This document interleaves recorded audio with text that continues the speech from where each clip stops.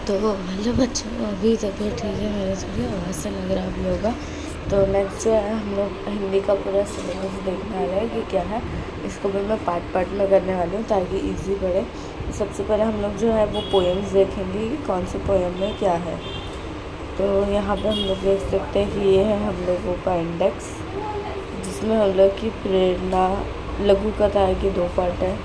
15 अगस्त, मेरा भला करने वाले से बचाए, मध्य युग काव्य में कौन सी भक्ति महिमा और बाल लीला है। ठीक है। नेक्स्ट कलम का सिपाही, स्वागत है, तत्सत, गज़लें में 2 है, दोस्ती है और मौजूद है। फिर महत्वाकांक्षा और लाभ, भारत का सपूत, सहर्ष स्वीकारा है। ठीक है। तो इसमें से हम लोग कविता देख लेते हैं कौन सी है। ठीक है। नेक्स्ट मैं इसको कलर चेंज कर देती हूँ। ये पोयम है। ठीक है, ये पोयम है। तो उसके बाद ये दोनों ना काव्य संग्रह है, काव्य है। ठीक है। नेक्स्ट जो है हम लोग का ये दोनों गज़लें हैं, ये भी पोयम में एक तरीके से जान लो। नेक्स्ट ये भी पोयम है। ठीक है। हम लोग को कुछ पोयम पढ़नी है, तो चलो स्टार्ट करते हैं। सबसे पहले प्रेरणा। तो इनके लेखक है इस कविता के लेखक कौन है? त्रिपुरारी। तो नेक्स्ट जो है इस कविता का परिचय देख लेते हैं हम लोग। तो ये जो एक मिनट, तो ये जो त्रिपुरारी जी है, हाँ, तो नेक्स्ट ये त्रिपुरारी जी, यहाँ पे इनका जन्म कब हुआ? 5 दिसंबर 1988 में हुआ। ठीक है, 1900 जो भी बोलते हो। हाँ, नेक्स्ट समस्तीपुर बिहार में हुआ।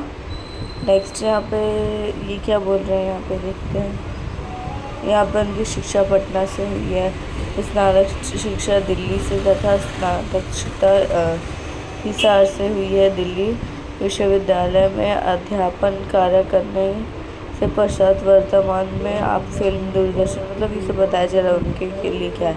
ये प्रमुख कृतियाँ देख लो, हो सकता है आ जाए। त्रिपुरारी जी की प्रमुख कृतियाँ लिखो। ठीक है। नींद की नदी, नेक्स्ट इधर नॉर्थ कैंपस, सास के सिक्के। ठीक है, ये तीनों याद कर लेना।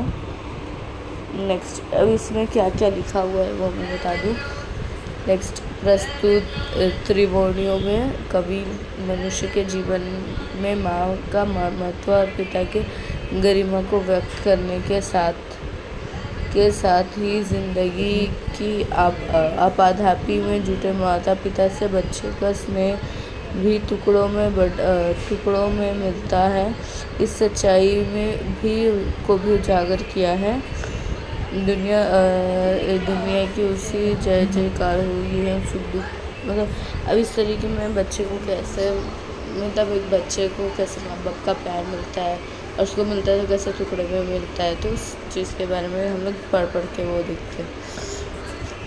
ठीक है।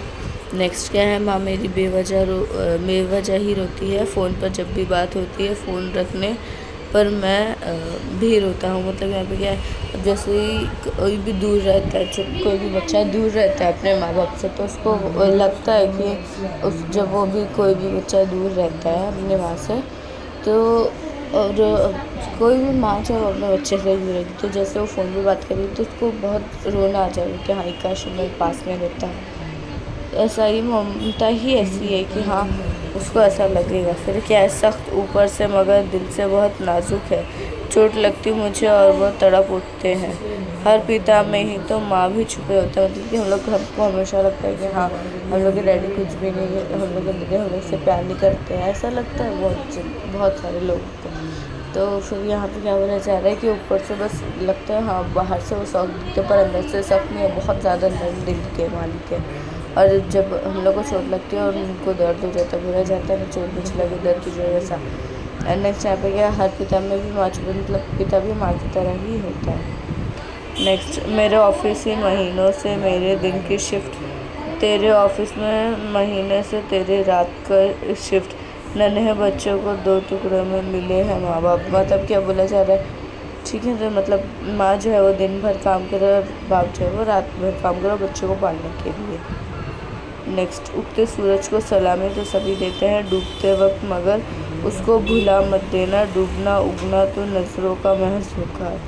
अभी क्या बोला जा रहा है, एक तरीके से बोल रहा है कि कोई भी सूरज जाते हैं बहुत सारे लोग सनसेट देखने के लिए, ठीक है, तो मतलब उसको देख, मतलब कोई भी है जब सूरज, सब लोग बोलते हैं हाँ रात ख़त्म होगी तो फिर बंद, हाँ, तो नेक्स्ट कोई भी मतलब जैसे हर रात के बाद सुबह आएगी, हमेशा ये सब बोलते रहते हैं, तो ऐसा भी बोला जाता है, मतलब पर ये नहीं है कि अभी वो उग गया सूरज मतलब तुम्हारा अच्छा टाइम आ गया है तो तुम जो अपना वो था मतलब कि यह मतलब तुम्हारा अपना बुरा टाइम मत भूलो कि उस बुरे टाइम से तुमने कुछ ना कुछ सीखे होगा, उस चीज़ को दिमाग में रखना। क्या है, सुख दुख ये बस इंसान की नज़रों का धोखा है। चलते चलते जो कभी गिर जाओ खुद को संभालो और फिर से चलो, चोट खाकर ही सीख मिलती है। मतलब कि जैसे अगर तुम कभी थक जाओगे, कभी कभी गिर जाता है, कोई साइकिल चलाते चलते गिर जाता है तो उससे खड़े होगा, सीखेगा कि हाँ मैंने क्या गलती किया जो मुझे ऐसा हुआ है, ठीक है, उससे ये नहीं होने का। नेक्स्ट, चाहे कितना ही घोर अंधेरा छाया, आस रखने की किसी रोज़ उजाला होगा, रात की कोख से ही सुबह जन्म लेती है। मतलब क्या, कितनी भी तुम परेशानी में हो हमेशा ये इस बात को ध्यान में रखना कि हाँ अभी रात हो रही है बट अभी मेरे पास परेशानी है, पर कुछ टाइम ऐसा आएगा जब मेरे पास सुख होंगे। नेक्स्ट, कर्ज लेकर उम्र के लम्हों से बो दिए मैंने बीज हसरत के, पास थी कुछ जमी ख्यालों की। मतलब कि क्या है, यहाँ पे एक तरीके से बोला जा रहा है कि इंसान अपने उसको बनाने के लिए एकदम से वो हो जाता है, एक बच्चे को पढ़ाने के लिए कितना कुछ वो लेता है, मेहनत करता है। नेक्स्ट, तो नेक्स्ट यहाँ पे क्या, पास ही थी कुछ ज़मीन ख्यालों की। मतलब कि एक तरीके से वो बोल रहा है कि हाँ उधार के पैसे लिए और फिर बीज बोते, मतलब एक तरीके से कहावत में आ जा रहा है, वो रियल का नहीं है। ज़्यादा दोनों की बच्चे सता रहे बस। नेक्स्ट, ये ना सोचो कि ज़रा दूर दिखाई देगा, एक ही दीप से आगाज़े सफ़र कर लेना, रोशनी होगी जहाँ पर भी कदम रखोगे। मतलब ये क्या बोला जा रहा है कि कहीं भी ये मत सोचो कि हम लोग को कुछ भी दूर से दिखाई दे रहा है तो वो होगा। मतलब कि कुछ भी है परेशानी है, हम लोग परेशानी में पीछे हट जाते हैं, तो ये मत करो। कोई भी एक दीप है, मतलब कि मतलब क्या है, एक द्वीप छोटा सा, वो कोई भी रेगिस्तान बोले, कोई भी छोटा सा आइलैंड है, जजीरा हो, तो वहाँ पे पहले वो आबादी नहीं रहती, फल फूल मिलता है, तो हाँ कोई हो सकता है एक मुसाफिर आ गया, दो मुसाफिर आ गए, तो इस तरीके से क्या रहेगा कि वहाँ पे और लोग आएंगे, फिर उन लोग की आबादी बढ़ेगी, फिर वो जजीरा वो आइलैंड भी क्या हो जाएगा, आबाद हो जाएगा, पॉपुलेटेड हो जाएगा। जहाँ पर भी तुम चलोगे तो ऐसा नहीं है कि कुछ भी रहेगा, तुम जहाँ पे सोचोगे कि हाँ इस जगह को सक्सेस में पहुँचाऊँगा तो वो जगह को मिलेगी। अपनी आँखों में जब भी देखा है एक बच्चा सा खुद को पाया, कौन कहता है उम्र बढ़ती है। मतलब क्या बोल रहे हैं कि जब भी अपने अंदर देखते हैं तो लगता है उनको कि हाँ अभी भी मेरे अंदर का जो बच्चा है वो ज़िंदा है। उम्र बस एक तरीके से उम्र क्या है, एक नंबर है और कुछ नहीं है। एज जो है वो सिर्फ एक नंबर है और बाकी इंसान हमेशा बच्चा रहता है। आंसू खुशियों का एक शय है, नाम अलग है इनके, पेड़ में जैसे बीज छुपा है, बीच में जैसे पेड़, एक से एक में जिसने दूजा देखा वही सच्चा ज्ञानी। मतलब क्या बोल रहा है, आंसू जो है, आंसू और ये खुशियाँ क्या एक दोनों की एक ही चीज़ है, इन लोग के नाम अलग अलग है बस। और अब जैसे कि एग्जांपल कि पेड़ कैसा है, पेड़ के फल में क्या रहता है, बीज रहता है और उस बीज से आगे चल के पेड़ उगता है। तो इसी तरह आंसू है अभी, तो आंसू के बाद खुशी आएगी और उन्हीं आंसू में क्या है, आगे चल के खुशी मिल जाएगी उन्हीं आंसू से, ये बोला जा रहा है। नेक्स्ट आता है हम लोग का, चाहे कितना ही मुश्किलें आए छोड़ना मत उम्मीद का दामन, ना उम्मीदी तो मौत है प्यारे। मतलब क्या हो रहा है कि कितनी भी प्रॉब्लम्स आ जाए, कितनी भी परेशानी आ जाए, तुम अपने पॉजिटिव थिंकिंग मत करना, तुम कोशिश करते रहना, गिव अप मत करना। ये कौन से त्रिवेणी संग्रह से लिया गया जिसका नाम है सास के सिक्के, ठीक है। और यहाँ पे हम प्रेरणा को ख़त्म करते हुए IN-ABL से जब हो जाएगा तो इसके ये स्वाध्याय देख लेना, स्वाध्याय में से एक आध क्वेश्चन डालते ही हैं, ठीक है। और ये काव्य, एक मिनट, हाँ बताऊँ कहाँ है? हाँ, रसस्वाद, हाँ, ये साहित्य संबंधित दोनों भी कर लेना, ये आएगा कुछ नहीं तो 2 मार्क्स के लिए। नेक्स्ट हाँ, नेक्स्ट 15 अगस्त भी क्या है, गीत है हम लोग का, जिनके कवि कौन है, जिनके कवि हैं हमारे, हाँ, क्या नाम है इनका, गिरिजा कुमार मथुर, ठीक है। तो यहाँ पे उनके भी बारे में पढ़ लेना। उनका जन्म कब हुआ, 22 अगस्त का हुआ, इसलिए उन्होंने 15 अगस्त का लिख दिया। हाँ, अदा करी थी। यहाँ पे उनकी कृतियाँ देख लो, हो सकता है कृतियाँ में से पूछ ले, क्या मंजिल, नाश और निर्माण, धूप का ध्यान, शिला पंख चमकीला, वो जो बंध नहीं सका, शख्स रहे वर्तमान, ठीक है, ये सब है। नेक्स्ट हम लोग पोएम के उसके पढ़ लेते हैं, परिचय क्या है। हाँ, तो नेक्स्ट जो है वो है, प्रस्तुत गीत में कवि ने स्वतंत्रता के उत्साह को अभिव्यक्त किया है। स्वतंत्रता के पश्चात विदेशी शासकों से मुक्ति का उल्लास देश में चारों ओर छलक रहा है। मतलब कि बता रहे हैं कि इसमें क्या है, इस कविता में क्या है, कवि ने लिखा है कि हाँ, किस तरह जब सबको मिला है, जो मिला है हम लोग को, किस तरीके से ये बहुत मुश्किल से आज़ादी मिली है, तो उस आज़ादी से कैसे लोग खुश हो रहे हैं, कितना आनंद ले रहे हैं। फिर उसके बाद सैनिक के बारे में उसमें बताया गया है, ठीक है। नेक्स्ट हम लोग देख लेते हैं क्या है, ये पढ़ लेना, तुम लोग को वो लिखने के काम आएगा। अप्रिसिएशन, आज जीत की रात पहरुओं सावधान रहना, खुले देश के द्वार अचक दीपक समान रहना। मतलब क्या है, यहाँ पे ये बोल रहे हैं कि आज जो है वो भले से आज जीत की रात है, 15 अगस्त की रात के बाद हो रहा है, भले से आज हम लोग जीत गया, तो तुम्हें हमेशा सावधान रहना है। भले से हमारा देश आज़ाद हो गया, तो तुम्हें हमेशा उस दीपक की तरह रहना जो दूसरों को रोशनी दे।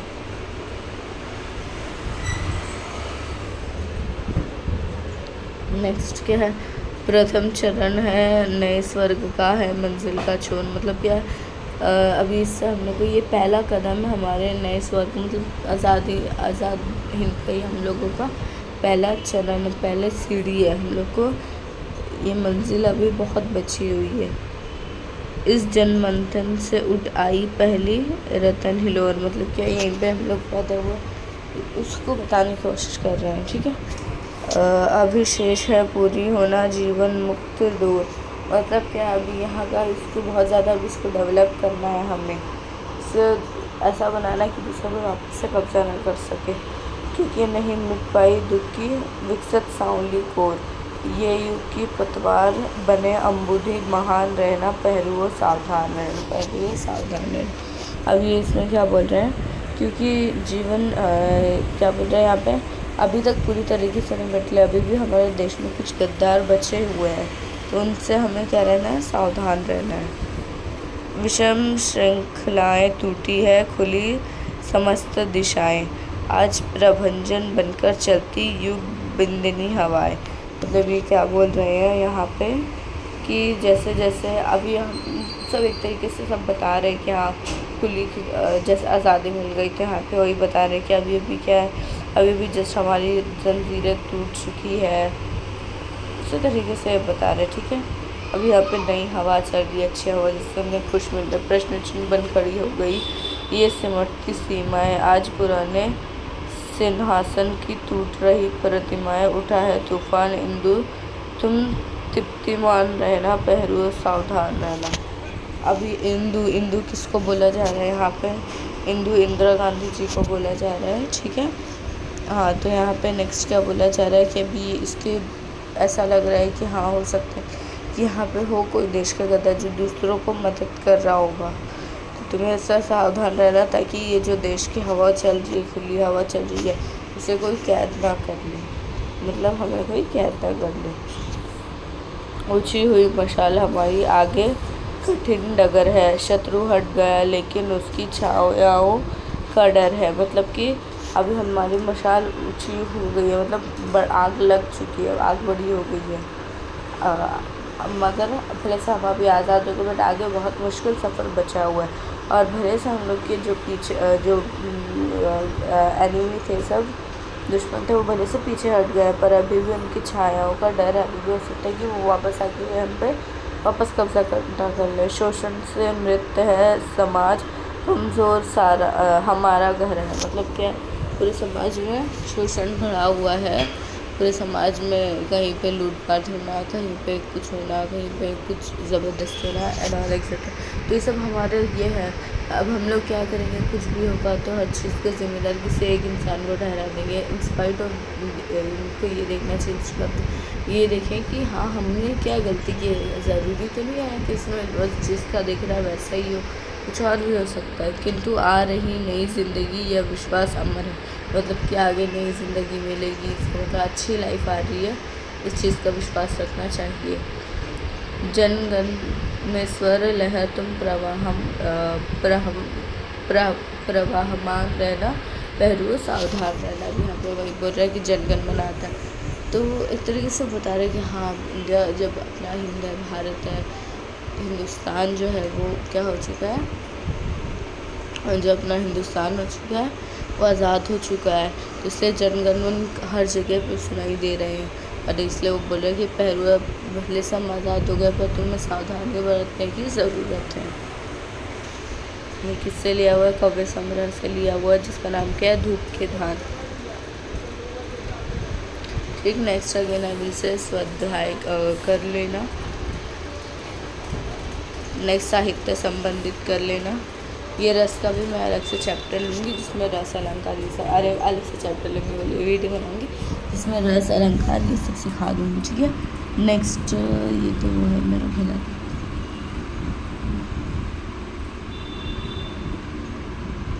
ठीक है। नेक्स्ट यहाँ पे ये हम लोग की बकवासी का ही कव्य है, जो जल्दी किसी को समझ में नहीं आता, इसको हम लास्ट में करते हैं। ठीक है। अभी हम देख ले क्या बचा हुआ है हमारा। स्वागत है, बहुत अच्छी पोयम है ये। ठीक है, जिसका नाम है स्वागत है। तो चलो देखें इस कविता के कवि का नाम क्या है, श्याम दानेश्वर। ठीक है, क्या नाम है, श्याम दानेश्वर। नेक्स्ट इनकी प्रमुख कृतियाँ क्या है, पागल, कमलकांड जो कि एक उपन्यास है, काव्य संग्रह आदि। ठीक है। यहाँ पे देखो नेक्स्ट कव्य परिचय। प्रस्तुत कविता में कवि प्रवासी भारतीयों को अपनी विगत दुखद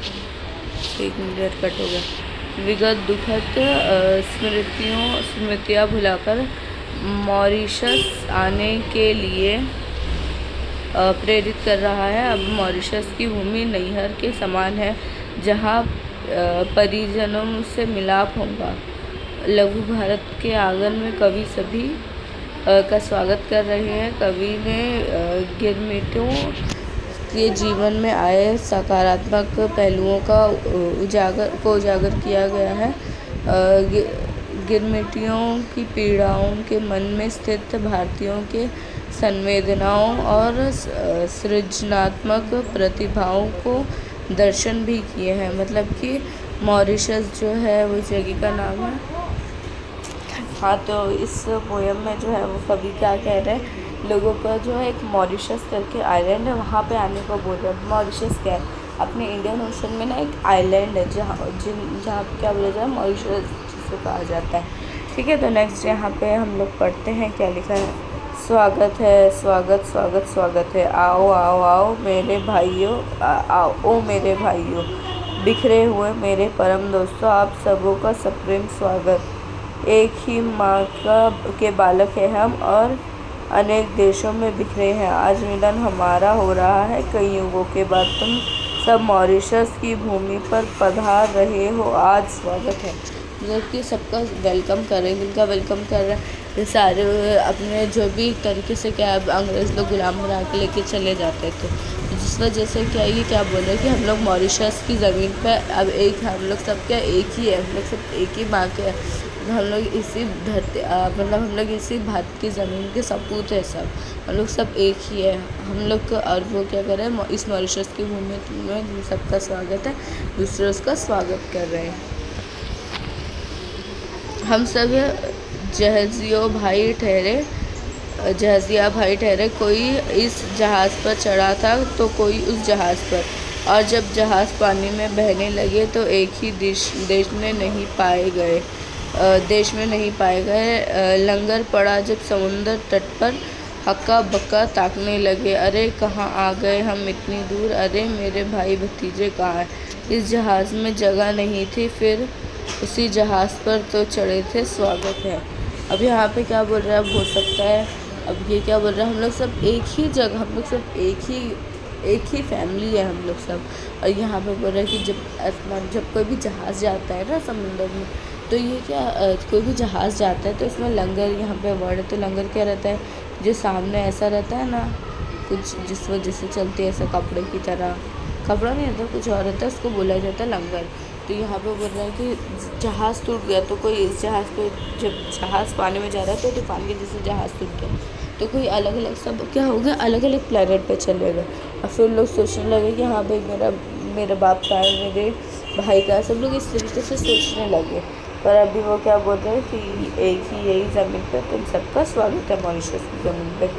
भूल जाओ वो पुरानी कथा मेरे हद के टुकड़ों, भूल जाओ वो जहाज़ी कारनामे जो होना था प्रारब्ध में, वही तो हुआ हम सबके साथ। अब रोने से क्या होगा, जहाज़ी प्रयाण को सोचना क्या, आज तो हम मिल ही रहे हैं युगांतरों बाद। देखो हम सब कैसे साथी आज लघु भारत के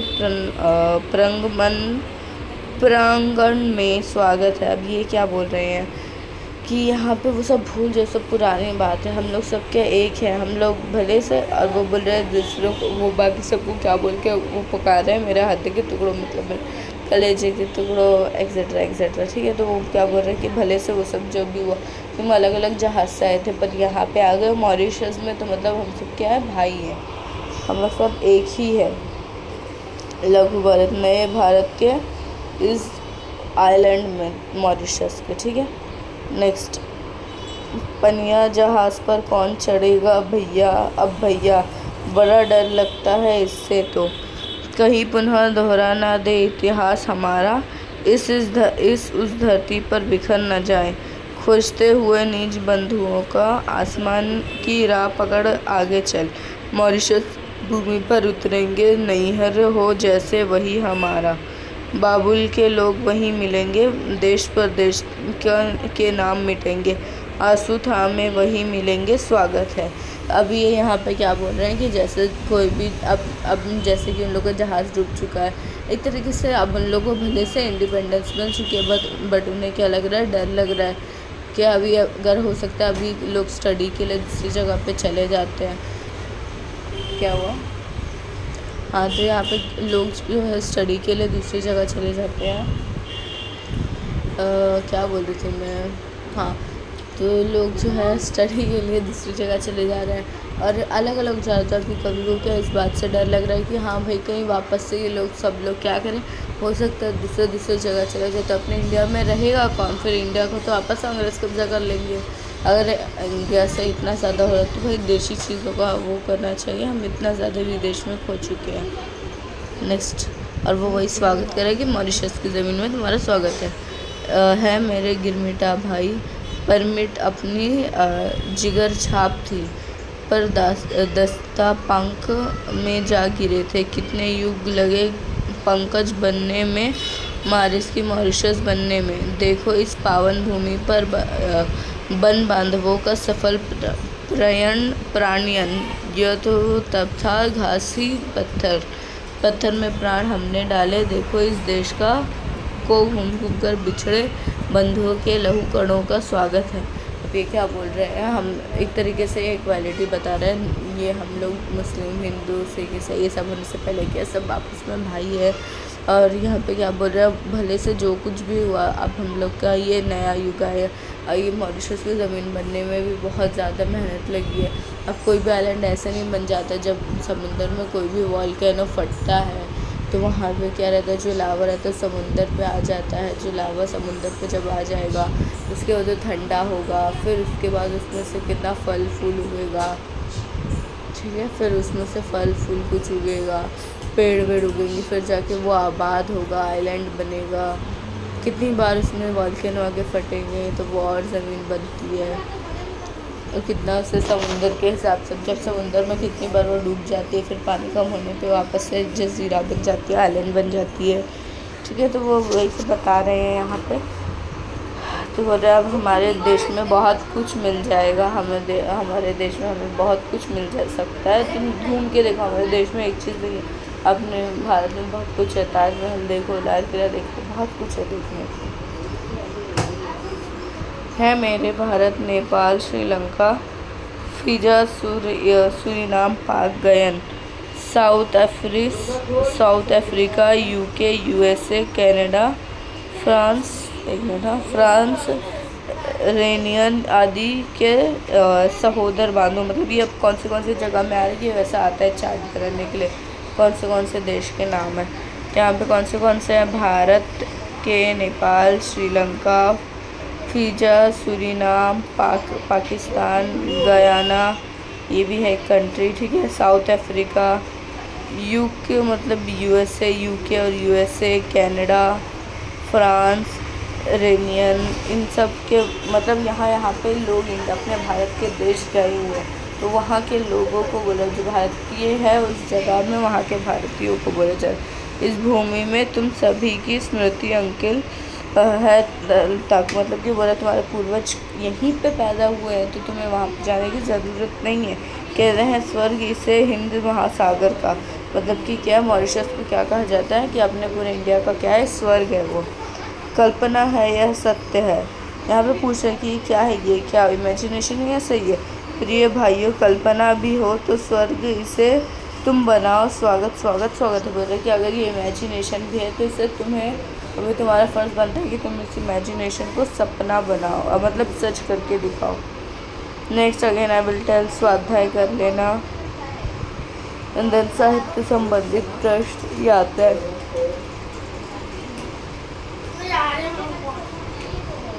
नेक्स्ट आता है हम लोगों की गज़लें, गज़लें। नेक्स्ट आती है हम लोगों की गज़लें, तो जिनको लिखा है राहत इंदौरी जी ने। सबसे पहला है दोस्ती। ठीक है, मैं थोड़ा बड़ा कर लूँ। यहाँ पे दोस्त के बारे में क्या कह रहे हैं देख लेते। राहत इंदौरी जी, दोस्त है तो मेरा कहा भी मान, मुझसे शिकवा भी कर, बुरा भी मान, दिल को सबसे बड़ा हरीफ समझ और इस संग को खुद भी मान। मतलब क्या बोला जा रहा है कि अगर तू मेरा दोस्त है तो मेरी बात को सुन। अगर मैं बोल रहा हूँ कि हाँ कुछ ये तेरे लिए बुरा है, तो उसमें बुराई होगी ज़रूर, भले तू मेरे को आजमा के देख ले, उसमें होगी कुछ बुराई। ठीक है, अगर तू मेरा दोस्त है तो मुझसे शिकवा कर, हाँ मैं यहाँ पे गलत हूँ, मुझे भी तू रास्ता दिखा। और हम लोग का जो दिल है हम लोग का सबसे बड़ा दुश्मन है एक तरीके से। ठीक है, इसको भी समझ बात को कि हर चीज़ दिल से नहीं सोची जा सकती, दिमाग से सोचना चाहिए। मैं कभी सच भी बोल देता हूँ, गाहे मेरा कहा भी मतलब, तो मेरी बात भी सुन ले। हम नहीं है कि मैं हमेशा झूठ ही बोलूँगा, मैं सच भी बोलता हूँ। तरीके से बता रहे कि हाँ दोस्त को अपने समझा रहे। याद कर देवताओं के अवतार, हम फ़कीरों का सिलसिला भी मान। मतलब क्या बोल रहे हैं कि अगर इस धरती में देवता हैं तो उनकी बात करने वाले फ़कीर भी, अगर इस भूमि में देवताएँ आए हैं बहुत से, अगर आप मानता है कि हाँ देवताएँ हैं, तो ये भी मान के हाँ फ़कीर भी है जो कि क्या करते हैं, उसकी इबादत करते हैं, जिनके पास कुछ नहीं होता है फिर भी वो क्या करते हैं, दरवेश लोग जैसे फॉर एग्ज़ाम्पल। ठीक है, कोई भी साधु लोग तपस्या करके उसको पानी का वो सोचते रहते हैं। ठीक है, नेक्स्ट, कागज़ों की खामोशियों भी पढ़, एक एक हर्फ को सदा अभिमान। मतलब क्या बोल रहे, जो कागज़ पे एक तरीके से हमें लगता है कि हाँ सब कुछ सही है, तो वो ज़रूरी नहीं है कि जो हमें दिख रहा है वही हो, हमें एक एक चीज़ को नोटिस करते रहना चाहिए। ठीक है, आजमाइश में क्या बिगड़ता है, फ़र्ज़ कर और मुझे भला भी मान। मतलब क्या आजमाने में कुछ नहीं होता, अगर तेरे को चाहिए तो मुझे आजमा के भी मान, पर अगर मैं उस आजमाइश में बुरा उतरा तो मुझे अच्छा मान के दोस्त भी बना। मेरी बातों से कुछ सबक भी ले, मेरी बातों का कुछ बुरा भी मान। मतलब कि मेरे बातों से मैं कुछ बता रहा हूँ तो उससे कुछ तुम्हें सबक लेना चाहिए कि हाँ, इससे तुम्हें कुछ सोच लेना चाहिए कि हाँ क्या है क्या नहीं है। तुम्हें बुरा लग रहा है, ठीक है, तुम्हें बुरा लग रहा है, पर जो सच्चाई है, सच हमेशा कड़वा रहता है।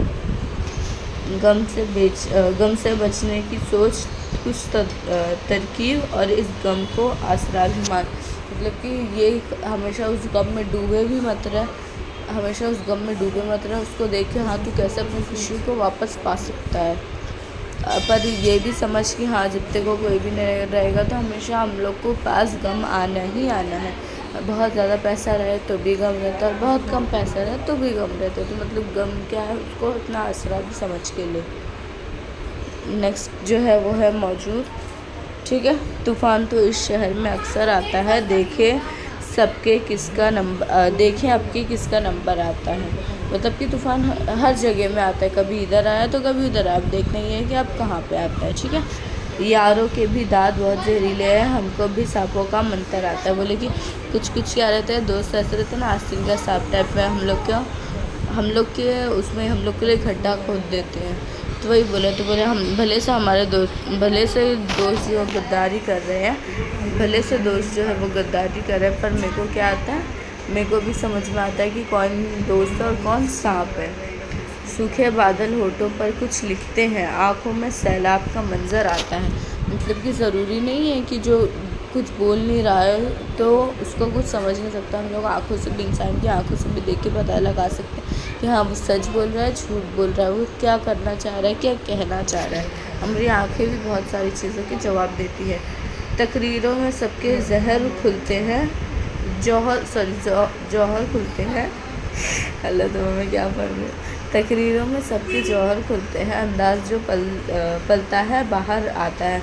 मतलब क्या है, जो हम लोग अंदर से है ना, हम लोग भले से हम लोग कैसा भी बाहर से दिखा ले कि हाँ ऐसा नहीं ऐसा, ऐसा नहीं ऐसा, हम लोग बाहर से कितना भी अच्छे बन ले, अगर पर हम लोग मन से अच्छे नहीं तो हम लोग अच्छे नहीं बन सकते, ठीक है। मन से हम लोग अच्छे नहीं बन सकते। अगर हम लोग मन से अच्छे हैं तो हम लोग हमेशा कितना भी बुरा कर ले, तो कितना भी बाहर से दिखाए हम बुरे हैं, पर वो रिफ्लेक्ट हो ही जाता है हमारे बात से, हमारे काम से, वो रिफ्लेक्ट हो ही जाता है, ठीक। बचकर रहना, एक कातिल इस बस्ती में कागज़ की पोशाक पहन कर आता है। अब ये क्या बोला जा रहा है कि बच के रहना। अब ज़रूरी नहीं है कि हम सोचें कि हाँ वो खूब सारा वो लेके आएगा, सामान वामान लेके आएगा मारने, हमको पता चल जाएगा कि वो हमें मारने आ रहा है। ज़रूरी नहीं है। वो हमारे बोलते हैं ना, मीठे शहद की तरह बोलने वाला इंसान भी हमें मार सकता है। नेक्स्ट बोता है वो राज तौफुन जहनों में, जो कपड़ों पर इत्र लगा कर आता है। मतलब कि क्या है, हम बाहर से भले से ये दिखा ले सबको कि हाँ हम बाहर से कितना भी बोले, मीठा मीठा बोलने का वो करें, हम लोग कितना भी किसी को अच्छा बोले बाहर से, पर अगर हमारे अंदर दिल में खोट है तो हमारे उस लगाने का वो नहीं है। अगर हमारा दिल में खोट है तो वो समझ में आ ही जाएगा। तो हम लोग को लोगों से भी सावधान रहना, जो बाहर से बहुत शहद की तरह मीठा बोलते हैं पर अंदर से बहुत ज़्यादा करेले से भी कड़वे हैं। रहमत मिलने आती है फैलाए पलकों पर जब कोई पैगंबर आता है। ओ हाँ, बीच में कॉल आ गया था तो रुक गया। हाँ तुमने कहा पे थी, हाँ रहमत मिलने आती है पर फैलाए पलकों पर जब कोई पैगंबर आता है। तो यहाँ पे क्या बोला जा रहा है कि जब कोई भी ऐसा रहता है कि हाँ तुम अच्छा काम करोगे तो तुम्हारे साथ रहमतें भी साथ में होंगी। तुम अच्छा काम करोगे तो तुम्हें पुण्य मिलेगा, सवाब मिलेगा, ठीक है। अगर तुम कोई भी अच्छे इंसान हो तो तुम्हारे साथ हमेशा अच्छा होगा, ठीक है। नेक्स्ट, सूख चुका हूँ फिर भी मेरे साहिल पर पानी पीने रोज़ समंदर आता है। इसका मतलब क्या हो, इसका मतलब है उन बुज़ुर्ग, अब हमारे घर के जो भी बुज़ुर्ग लोग हैं, ठीक है। हाँ तो यहाँ पे क्या बोला जा रहा है कि जो भी हम लोग के घर के बुज़ुर्ग लोग हैं तो उनको बोला जा रहा है, अब हम लोग को राय मशवरा लेना रहता है तो हम लोग क्या करते हैं, उनके पास जाते हैं। उनका कहना ये है कि हाँ हमारी ज़िंदगी भले से ख़त्म हो चुकी है, वही सूख चुका हूँ फिर भी मेरे साल में, मतलब समंदर पानी पिला रहा था। मतलब कि लोग मुझसे हमारे एक्सपीरियंस पे बेस हमसे ओपिनियन लेने आते हैं, ठीक है। उन आँखों की नींद गुम हो जाती है जिन आँखों में ख्वाब मैसर आता है। मतलब कि अगर तुम कोई भी बुरा, अब कोई भी है पूरा सपना एक तरीके से तुम देख रहे हो, कुछ तुम्हारा एम है कि हाँ मुझे ये पूरा करना है, इसको मुझे पाना है, अपने लक्ष्य को पाना है। तो वो उसमें क्या रहेगा, तुम उसको वो करने के लिए तुम्हारी नींद उड़ जाएगी कि हाँ मुझे इस चीज़ को कैसे भी करना है, कैसे भी मुझे इस चीज़ को पाना है। ठीक है, यहाँ पर हमारी गज़ल जो है ख़त्म होती है, जो कहाँ से मौजूद गज़ल संग्रह से ली गई है। नेक्स्ट आई विल अगेन फिर स्वाध्याय कर लेना, एक बार रीड कर लेना, याद नहीं करना, बोले साहित्य संबंधित जानकारी भी।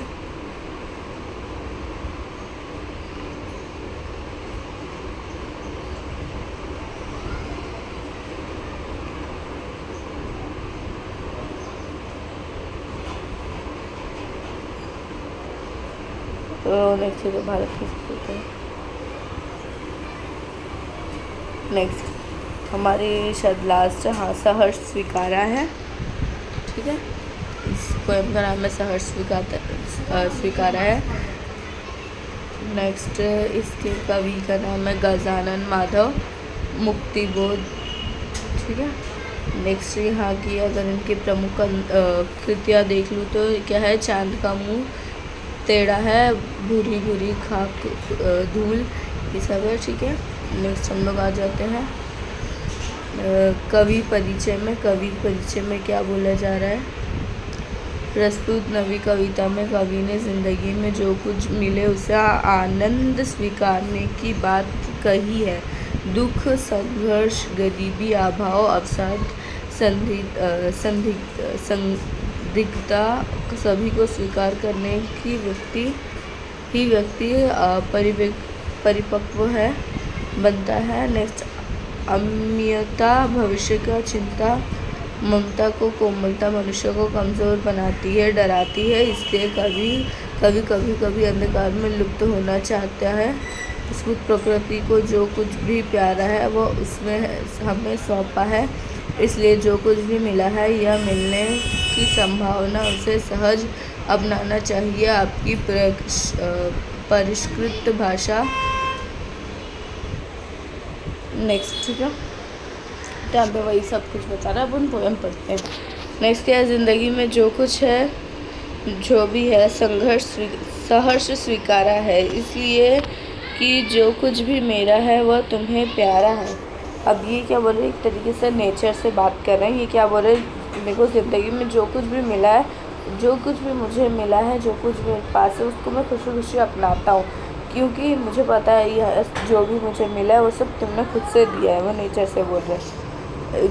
गरीबी, ये गंभीर अनुभव सब, यह विचार वैभव सब, धुंध यह भीतर की सरिता, यह अभिनव सब मौलिक है। इसलिए कि पल पल में जो कुछ भी क्या लिखा है, जागृत है, अपलक है, संवेदन तुम्हारा है। जाने क्या रिश्ता है, जाने क्या नाता है, जितना भी उड़ लेता हूँ भर भर फिर आता है। दिल में क्या झरना है, मीठे पानी को सोता है। भीतर व ऊपर तुम मुस्काता चाँद, यूँ धरती पर रात भर मुझ पर त्यों तुम्हारे ही खिलता वह चेहरा है।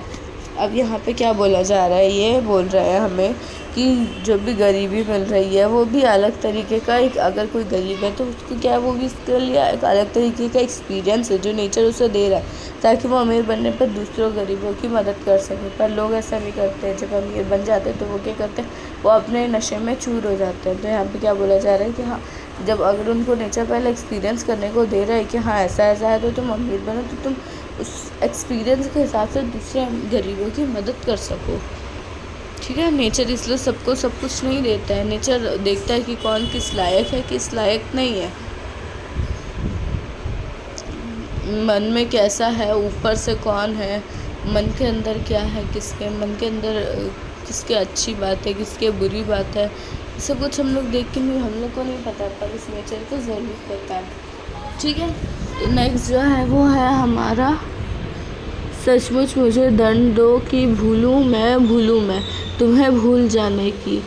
दक्षिणी ध्रुव अंधकार अमावस्या, शरीर पर चेहरे पर अंतर में पालूं मैं, झेलूं मैं उसी में नहालूं मैं, इसलिए कि तुम्हें ही परिवेष्टित आच्छादित रहने का रामनीय यह उजेला अब सहा नहीं जाता। ममता के बादल की मंडराती कोमलता भीतर पिराती है। कमजोर और अक्षम अब हो गई है आत्मा। यह झटपटाती छाती की को भवितव्यता डराती है।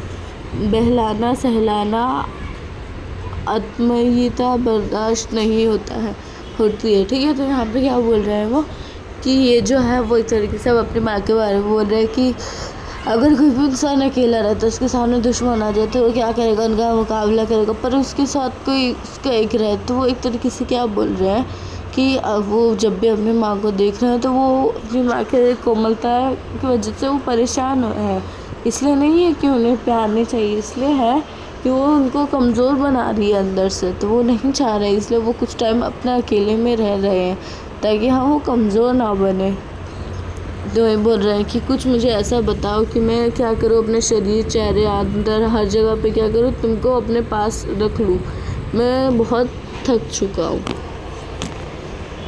सचमुच मुझे दंड दो कि हो जाऊँ पताली अंधेरे के गुहाओं में, विवरों में, धुएं के बादलों में, बिल्कुल मैं लापता। मतलब क्या बोले, मुझे ऐसा कुछ दंड दो, मतलब कि मुझे ऐसा कुछ दो, मेरे पास मत रहो, मुझे कुछ ऐसे दंड दे दो, मुझे कुछ ऐसा पनिशमेंट दे दो ताकि मैं कहीं भी गुम जाऊँ, लापता हो जाऊँ। लापता कि वहाँ भी तुम्हारा ही सहारा है। मतलब ऐसा गुम भी कर जहाँ मैं वहाँ, अगर मैं वहाँ पे लापता भी हो जाऊँ पर फिर भी क्या मुझे तुम्हारा ही सहारा रहेगा। इसलिए कि जो कुछ भी मेरा है वह मेरा जो है होता सा लगता है, होता सा संभव है, सभी वह तुम्हारे ही कारण कायों का घेरा है, कार्यों का वैभव है, सहर्ष स्वीकारा है। इसलिए कि जो कुछ भी मेरा है वह तुम्हें प्यारा है। मतलब क्या बोल रहे हैं वो यहाँ पे कि मुझे पता है वहाँ पे मुझे तुम्हारा ही सहारा रहेगा। क्यों? क्योंकि मुझे पता है जो भी मुझे मेरा है, जो भी मुझे अपना लगता है, जो कुछ मुझे प्यारा है वो सब तुम्हें भी प्यारा है। यहाँ पे ये हमारी अच्छी सी कविता ख़त्म होती है। ठीक है, नेक्स्ट जो है ठीक है, हम लोग वो पढ़ने वाले थे जो हम लोगों ने 2 छोड़ दिए। मेरा मतलब ये मकसद था ना कि ताकि तुम लोग इजी से सारी चीज़ पहले पढ़ सको और बाद में ये जो है अजीब व गरीब सी चीज़ें वो तुम पढ़ो। ठीक है, सबसे पहले क्या है, भक्ति महिमा। ऐसा नाम से पता चला कुछ भक्ति के ऊपर है। ठीक है, ईश्वर को लोग वो कर के लिए बोला जाए। इसके कौन लेखक कौन है, कौन है इसके पोएट, संत दादू दयाल। ठीक है, तब इसमें क्या है परिचय देख लेते हैं। हाँ, तो प्रस्तुत साखी में संत कवि ने गुरु महिमा का वर्णन किया है।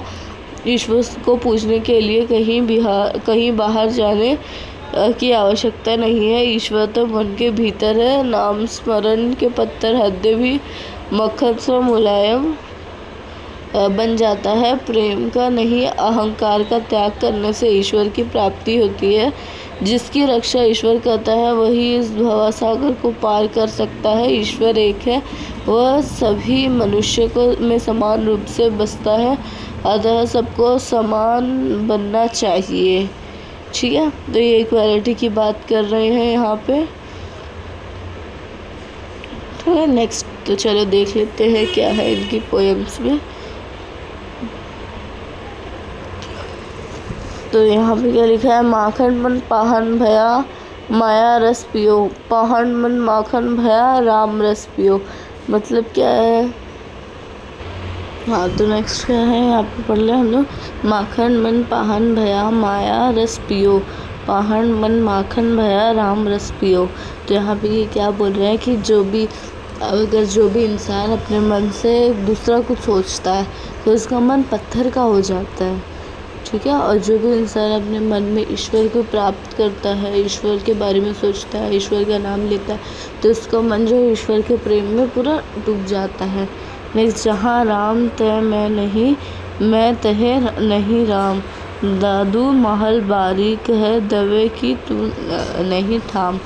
तो दवे क्यों नहीं ठाम। ठीक है, तो यहाँ पे क्या बोल रहा है कि जहाँ पे यहाँ पे ये बोलना चाह रहे हैं कि ये जो दादू है जो भी ये लिखे हैं भजन कीर्तन जो भी है ये, तो वो ये बोलना चाह रहे हैं कि जब वो भी गाते तो एकदम मगन हो जाता है, वो उन्हें पता नहीं रहता है कि हाँ ये क्या हो रहा है। और जो भी अगर तुम्हें अपने मन से अहंकार को मिटाना बहुत ज़रूरी है। अगर तुम अपने मन से अहंकार को नहीं मिटाते हो, मतलब कि घृणा ये जो भी है, ये सब जो भी बात है, अगर तुम अपने मन से नहीं मिटाते हो तो तुम अपने दिल में ईश्वर को प्राप्त कभी नहीं कर सकते हो। और ये क्या है, ये बहुत बड़ी एक बाधा है ईश्वर को प्राप्त करने की। और ये जो दादाजी है वो बहुत ज़्यादा क्या है, कीर्तन गाने में इतने ज़्यादा मगन हो गए हैं कि उन्हें कुछ अभी आसपास का उन्हें कुछ भी समझ में नहीं रह रहा है।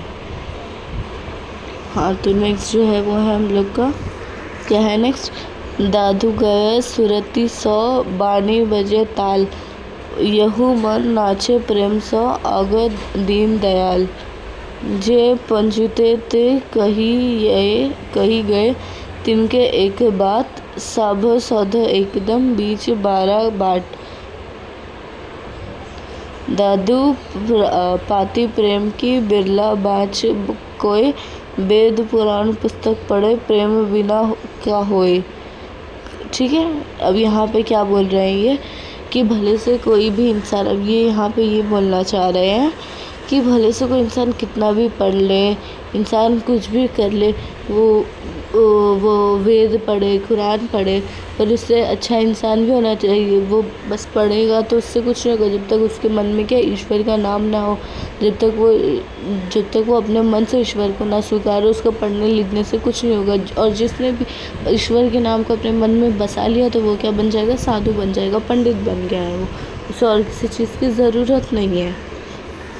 ठीक है, यहाँ पे कागज काले, और फिर क्या है, इंसान को क्या है, हर दुनिया का, अब ये दुनिया में ऐसा है कि वो बिना ईश्वर के, अगर उसने ईश्वर को पाला तभी वो दुनिया में कुछ कर सकता है, वरना ईश्वर बिना इस दुनिया में कोई भी कुछ नहीं कर सकता है। ठीक है, कागज काले करी मुए केते वेद पुराण, आखर पीव का दौदे दाढ़ सुजान।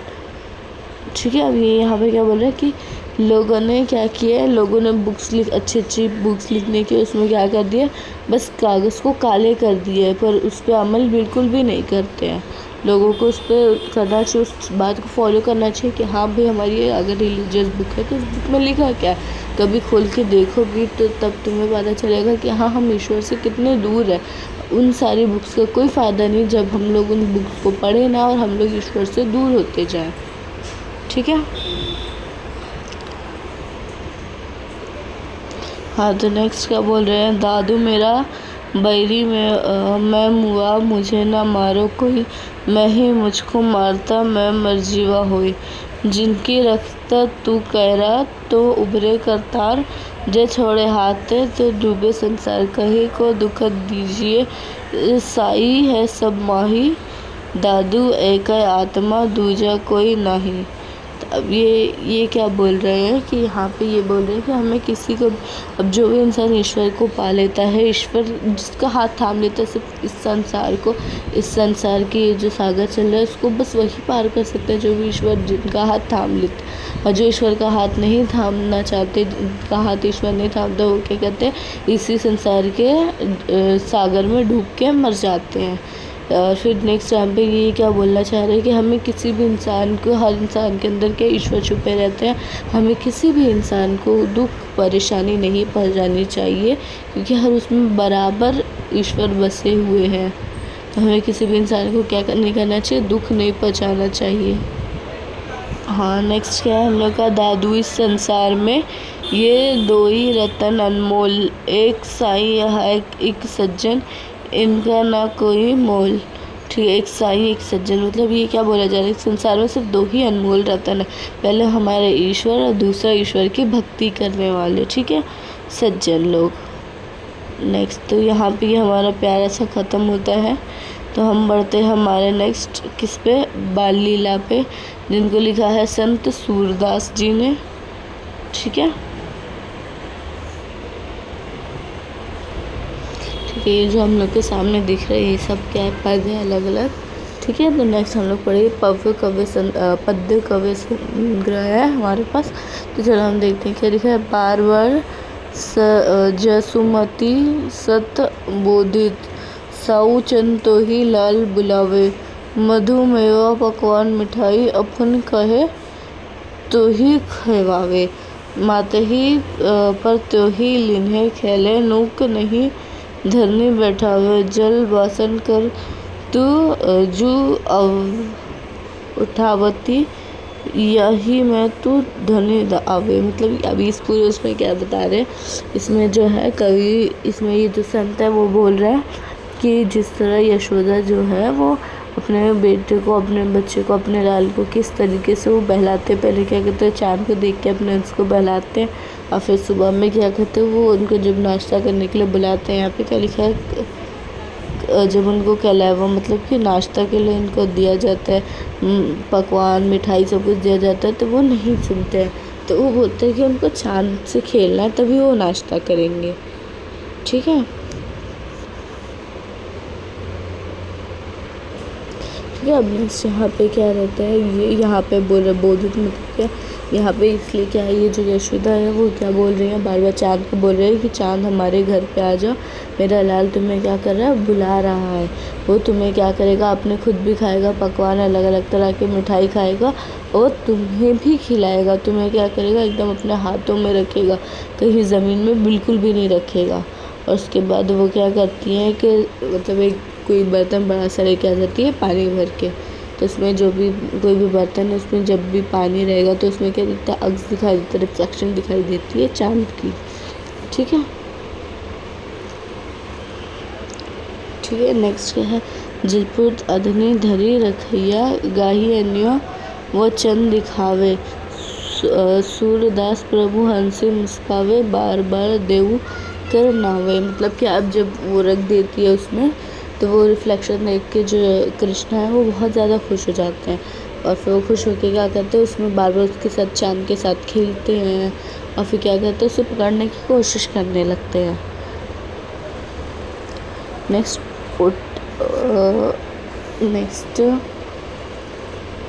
नेक्स्ट क्या है, उठिए स्योम कलेवा, अरे क्या कलेऊ की जो, मनमोहन मुख निरखत जीजय, खारिक दाख खोपरा खीरा, केरा आम ऊख रस सीरा। ठीक है, श्रीफल मधुर चिरौंजे आनी, सफरी चिवरा अरुण खुबानी। नीचे क्या लिखा है, घेवर फेनी और सुहारी, खोवा सहित कहूँ बलिहारी। अब यहाँ पे क्या अलग अलग पकवान के नाम दिए हुए हैं। अब यहाँ पे क्या, जब यशोदा सुबह सुबह जाते कृष्ण को उठा रहे तो वो क्या बोलते हैं, उठ जाओ लाल, तुम्हें देख के तुम्हें जी रही हो, तुम मेरे मनमोहन हो, तुम्हें देख के ही मैं जी रही हूँ। और फिर उनको बोलता है कि यहाँ पे नाश्ता के अलग अलग पकवान का नाम लो, ये खा लो, ये खा लो। मतलब कि बोले यहाँ पे खोपरा खा लो, खीरा खा लो, केरा खा लो, मतलब केला, आम रस है, बहुत सारी अलग अलग चीज़ें, श्रीफल है। ठीक है, यहाँ पे नेक्स्ट खुबानी है, खुबानी मतलब एप्रिकॉट। ठीक है, घेवर फेनी, सुहारी है, खोवा है, मतलब अलग अलग तरह की चीज़ें वो बोलते हैं नाश्ते में, ये सब तुम खा लो। ठीक है, नेक्स्ट यहाँ पे रचिक पिराक लड्डू दादी, यहाँ पे लड्डू का भी बात आ गया। तुमको भावत पूरी साधनो, तब तमोल रची तुम्हें खवैया, सूरदास पनवरा पाओ। अब यहाँ पे क्या बोला जाए, वो बोला तुमको लड्डू तुम ये सब खा लो, उसके बाद मैं तुमको पान भी खिलाऊंगी। अब पान जो है ना, एक तरीके से पुराने टाइम में बहुत ही रिस्पेक्टेड पीपल को खिलाया जाता था, मेहमान की तरह। हम उनके सामने वो सब पेश करते थे, हम तो लोग पान वो देते थे, पान खिलाया जाता था, एक तरीके से बहुत रिस्पेक्टेड इंसान को खिलाया जाता है। तो ये चीज़ पान खिलाने की बात को सुन के जो सूरदास है वो बहुत ज़्यादा खुश हो जाते हैं। ठीक है, और वो क्या बोलते हैं कि अगर इसके बदले में मुझे कुछ गिफ्ट चाहिए तो मुझे सिर्फ कृष्ण की भक्ति चाहिए। ठीक है, आई होप से ये थोड़ा इसमें मैंने टाइम लगाया क्योंकि है ऐसा लंबा है, इसका एक एक वर्ड समझना ज़रूरी है। बाकी ओन से तो तुमको कुछ ना कुछ समझ जाता है, इसका कुछ समझता नहीं, इससे मैंने ऐसे समझाया। ठीक है, तो इसी के साथ हमने सारी पोएम ख़त्म कर ली है, और अब मैं चैप्टर का एक्सप्लेन करूँगी नेक्स्ट वीडियो में। ठीक है, जब तक के लिए बाय बाय, एंड यार चैनल को सब्सक्राइब कर लो। Thank you so much. Subscribe, ठीक है, लाइक भी कर देना। व्यूज़ मेरे चैनल पे ज़्यादा हो जाते हैं देखने से भाई सब सुमैया पे, मैं भी सुमैया की थी। तुम लोगों को करना चाहिए ना, सब्सक्राइब करो यार, नहीं भी होना था सुमैया के कर लो सब्सक्राइब, क्या चले जाएगा तुम लोग का। सब्सक्राइब कर दो, लाइक भी कर देना, ठीक है, बाय बाय। एंड हाँ, मेरे लिए प्रे भी करना, अभी थोड़ी तबीयत ठीक है मेरी, स्टिल प्रे कर देना, हाँ।